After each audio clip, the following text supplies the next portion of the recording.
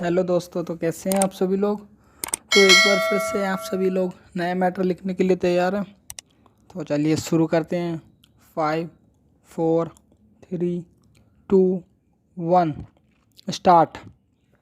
महोदय, जब तक हिंदी भाषी हिंदी को हृदय से स्वीकार नहीं करते तब तक वह राष्ट्रभाषा का स्थान नहीं पा सकती, और यह तभी हो सकता है जब वे यह समझें कि इसमें उनका भी योगदान है और उन्होंने इससे केवल लिया ही नहीं बल्कि इसे कुछ दिया भी है, और उन पर कोई दूसरी भाषा लादी नहीं गई है बल्कि यह उनकी ही भाषा है। मेरे कहने का अर्थ यह नहीं कि आप उनकी ही व्याकरण अपना लें। इसका अर्थ यही है कि आप उदारतापूर्वक जितना ले सकते हैं ले लें। भाषा इसी प्रकार बन सकती है। यह भी आवश्यक नहीं है कि उसको स्वीकार करने पर आप वही लिखना आरंभ कर दें, परंतु जो वे लिखें उसको आप गलत न समझें। आज किसी भी भाषा का रूप वही नहीं है जो उसके प्रारंभिक काल में था। उसमें परिवर्तन होता रहता है।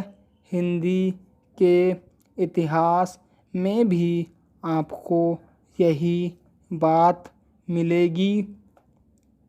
मैं हिंदी का विद्वान नहीं हूँ, पर मैं अपने अनुभव से कह सकता हूँ कि उसमें भी पिछले 500-600 वर्षों में बहुत अंतर पड़ा है, और पहले की तथा आज की हिंदी में काफ़ी अंतर है। इसलिए नवयुग में जब वह देश की भाषा बनने जा रही है तो उसमें थोड़ा अंतर करना भी पड़े तो वह स्वीकार कर लेना चाहिए, जिससे उसका अन्य प्रदेशों के लोगों के साथ मेल बैठ जाए।